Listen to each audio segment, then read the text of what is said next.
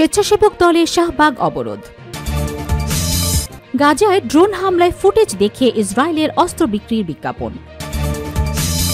ছাত্ররা থাকবে ক্লাসরুমে, সচিবালয়ে ওদের কাজ কি? প্রশ্ন রিজভীর। চরমনায়ের দরবারে এনসিপির নাহিদ সহ শীর্ষ নেতারা। সর্বশেষ জানাবো ট্রাম্প ও বিবিসির একান্ত ফোনালাপে যেসব আলাপ হলো। শিরোনাম শুনলেন, এবারে বিস্তারিত। স্বেচ্ছাসেবক দলের শাহবাগ অবরোধ। সারা দেশে প্রশাসনের নির্লিপ্ততায় আইনশৃঙ্খলা পরিস্থিতির অবনতি ও ষড়যন্ত্রমূলকভাবে দেশকে অস্থিতিশীল করার চেষ্টার প্রতিবাদে ঢাকা শাহবাগ মোড় অবরোধ করেছে জাতীয়তাবাদী স্বেচ্ছাসেবক দল। মঙ্গলবার 15 জুলাই সন্ধ্যা 6:30টার দিকে শাহবাগ মোড় অবরোধ করেন সংগঠনটির নেতাকর্মীরা। এতে রাজধানীর ব্যস্ততম এই সড়কে যান চলাচল বন্ধ হয়ে যায়। এর আগে বিকেল 4টার দিকে নয়াপল্টনের কেন্দ্রীয় কার্যালয়ের সামনে সংক্ষিপ্ত সমাবেশ করে স্বেচ্ছাসেবক দল। সেখান থেকে বিকেল 5টার দিকে কয়েক হাজার নেতাকর্মী বিক্ষোভ মিছিল করে শাহবাগ মোড়ে এসে অবস্থান নেন। মিছিলের নেতৃত্ব দেন বিএনপির যুগ্ম মহাসচিব হাবিবুন নবী খান সোহেল, স্বেচ্ছাসেবক দলের সভাপতি SM জিলানী, সাধারণ সম্পাদক রাজীব আহসান প্রমুখ। গাজায় ড্রোন হামলার ফুটেজ দেখিয়ে ইসরায়েলের অস্ত্র বিক্রির বিজ্ঞাপন। ইসরায়েলের রাষ্ট্রায়ত্ত অস্ত্র নির্মাতা প্রতিষ্ঠান রাফায়েল সম্প্রতি একটি প্রমোশনাল ভিডিও প্রকাশ করেছে। সেখানে তাদের তৈরি স্পাইক বাটারফ্লাই ড্রোন গাজায় একজন ব্যক্তিকে অনুসরণ করে হত্যা করতে দেখা যায়। ভিডিওটি সোশ্যাল মিডিয়ায় ব্যাপক বিতর্কের জন্ম দিয়েছে এবং এটিকে সম্ভাব্য যুদ্ধাপরাধ হিসাবে অভিহিত করেছেন অনেক বিশেষজ্ঞ। ভিডিওটিতে দেখা যায় একটি ক্ষুদ্র কামিকাজে ড্রোন ধ্বংসস্তূপে ভরা গাজা শহরের একটি রাস্তার উপর ভেসে রয়েছে। এরপর ড্রোনটি একজন হেঁটে যাওয়া ব্যক্তিকে শনাক্ত করে এবং তাকে লক্ষ্য করে আঘাত হানে। ভিডিওর শিরোনাম ছিল spike Fairlie in urban warfare. এতে নাটকীয় সামরিক সঙ্গীতেও যোগ করা হয়েছে। অনস্ক্রিন টাইটেলে লেখা হয়, ড্রোনটির লক্ষ্য শনাক্ত করে অনুসরণ করে এবং লক্ষ্যবস্তুকে শেষ করে। এরপর একটি বিস্ফোরণ ঘটে, যেখানে তাকে লক্ষ্য করে আঘাত হানা হয়। ভিডিওটিতে স্পষ্ট নয় ওই ব্যক্তি কোনো যোদ্ধা কিনা, কারণ তিনি একা রাস্তা দিয়ে হাঁটছিলেন এবং তার কোনো অস্ত্র ছিল না। ওপেন সোর্স বিশ্লেষক অ্যানোনিমো ভিডিওটিতে উত্তর গাজার আল তাওমাম এলাকার তোলা বলে চিহ্নিত করেছেন। তিনি বলেন, স্যাটেলাইট চিত্র বিশ্লেষণ করে দেখা গেছে এটি সম্ভবত 2024 সালের 4 জুন থেকে 1 ডিসেম্বরের মধ্যে ধারণ করা হয়েছে। রাফায়েলের এক্স পোস্টে বলা হয়, স্পাইক ফায়ারলি এর 2 বছর পূর্তিতে আমরা একটি নতুন নিখুঁততা যুগে প্রবেশ করেছি। এটি পরীক্ষিত, নির্ভরযোগ্য এবং কার্যকর। তাদের দাবি, জিপিএস জ্যামিং বা খারাপ আবহাওয়ার মধ্যেও এই ড্রোন নির্ভুলভাবে লক্ষ্যবস্তুতে হামলা করতে সক্ষম।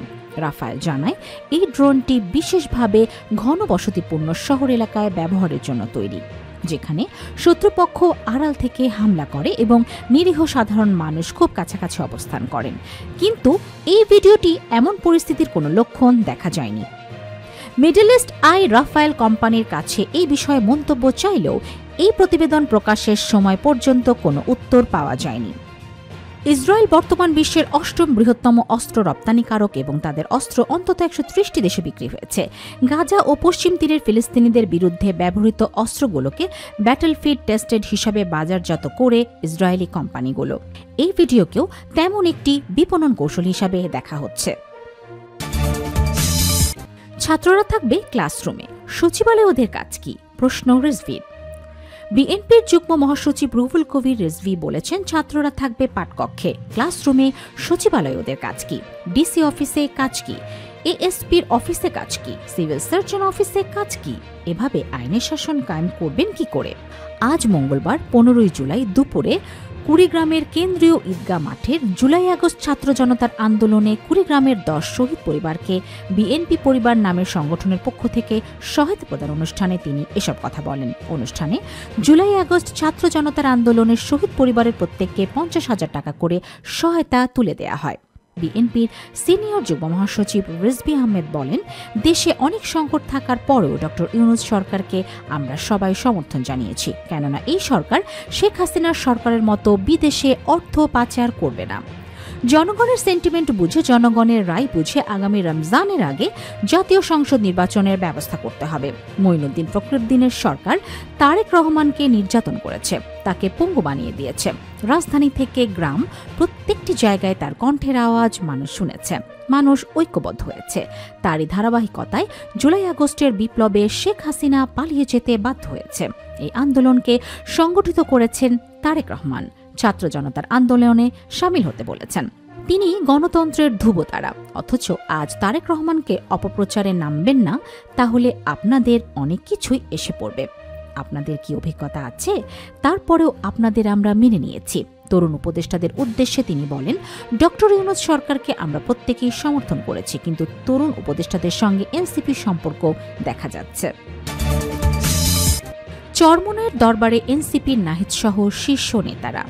জাতীয় নাগরিক পার্টির এনসিপির আহ্বায়ক নাহিদ ইসলাম সহ দলটির শীর্ষ নেতারা চরমোনাইয়ের দরবারে গেছেন। গতকাল সোমবার 14 জুলাই তারা চরমোনাইয়ের দরবারে পৌঁছে ইসলামী আন্দোলন বাংলাদেশের শীর্ষ নেতাদের সঙ্গে বৈঠক করেন। ইসলামী আন্দোলনের সহ প্রচার ও দাওয়া সম্পাদক KM শরীয়তুল্লাহ বৈঠকের বিষয়টি নিশ্চিত করে বলেন, গতকাল সোমবার রাত 9টায় নাহিদ ইসলাম সহ উল্লেখযোগ্য সংখ্যক নেতা চরমোনাইয়ের দরবারে পৌঁছেন। তাদের অভ্যর্থনা জানান ইসলামী আন্দোলনের জ্যেষ্ঠ নায়েবে আমির মুফতি সৈয়দ মোহাম্মদ ফয়জুল করিম। এই সময় চরমোনাইয়ের মাদ্রাসার সহস্রাধিক ছাত্র স্লোগান দিয়ে অতিথিদের স্বাগত জানান। তিনি আরও বলেন, অতিথিরা চরমোনাইয়ের মরহুম পীর সৈয়দ ফজলুল করিমের কবর জিয়ারত করেন। পরে সাংবাদিকদের সঙ্গে কথা বলেন নাহিদ ইসলাম ও মুফতি ফয়জুল করিম। নাহিদ ইসলাম জানান, চরমোনাইয়ের মাদ্রাসা দেখতে এবং কবর জিয়ারত করতে তারা সেখানে গেছেন। চলমান পদযাত্রায় তারা যেসব জেলায় যান সেখানকার ঐতিহ্যবাহী স্থানগুলো পরিদর্শন করেন। একই ধারাবাহিকতায় তারা চরমোনাইয়ের দরবারে গেছেন। আগামীতে একসঙ্গে নির্বাচন করবেন কিনা এই প্রসঙ্গে ফয়জুল করিম জানান, দেশের যে কোনো ভালো ইস্যুতে তারা একসঙ্গে পথ চলবেন, সেটা নির্বাচন কিংবা যে কোনো বিষয় হতে পারে। ট্রাম্প ও বিবিসির একান্ত ফোনালাপে যেসব আলাপ হলো। বিবিসির সঙ্গে একান্ত ফোনালাপের যুক্তরাষ্ট্রের প্রেসিডেন্ট ডোনাল্ড ট্রাম্প বলেছেন, তিনি রাশিয়ার প্রেসিডেন্ট ভ্লাদিমির পুতিনের ব্যাপারে হতাশ, তবে তার সঙ্গে সম্পর্ক শেষ করেননি। মার্কিন প্রেসিডেন্টকে জিজ্ঞাসা করা হয়েছিল তিনি রাশিয়ার নেতাকে বিশ্বাস করেন কিনা। তিনি উত্তর দিয়েছেন, আমি প্রায় কাউকেই বিশ্বাস করি না। এই মন্তব্য করার ঠিক কয়েক ঘন্টা আগে তিনি ইউক্রেনে অস্ত্র পাঠানোর পরিকল্পনা ঘোষণা করেন এবং আগামী 50 দিনের মাঝে যুদ্ধবিরতি চুক্তি না হলে তিনি রাশিয়ার বিরুদ্ধে কড়া শুল্ক আরোপের হুঁশিয়ারি দেন। এছাড়া হোয়াইট হাউসের ওভাল অফিস থেকে বিবিসিকে দেওয়া এক সাক্ষাৎকারে তিনি ন্যাটোর প্রতি সমর্থন প্রকাশ করেন। যদিও একসময় তিনি ন্যাটোকে অচল বলে মন্তব্য করেছিলেন, কিন্তু এখন তিনি ন্যাটোর যৌথ প্রতিরক্ষা নীতিকে সমর্থন করেন বলে জানিয়েছেন। পেনসিলভানিয়ার বাটলারে নির্বাচনী প্রচারণা চলাকালে ডোনাল্ড ট্রাম্পকে যে হত্যাচেষ্টা করা হয়েছিল সেই ঘটনার 1 বছর পূর্তি বিষয়ক একটি সম্ভাব্য সাক্ষাৎকার নিয়ে আলোচনার পর তিনি বিবিসিকে ফোন কল করেন। ট্রাম্পের সঙ্গে বিবিসির কথোপকথন টানা 20 মিনিট ধরে চলে।